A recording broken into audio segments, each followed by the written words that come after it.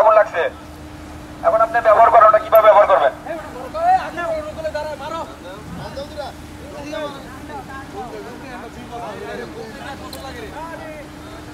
হ্যাঁ, ব্যবহার করেন।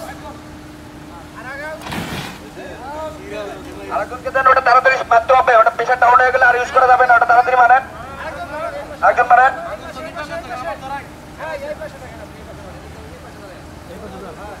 বাতাসের অনুকূল থেকে মারতে হবে। আগুনটা যে জায়গায় সেই জায়গায় মারতে হবে।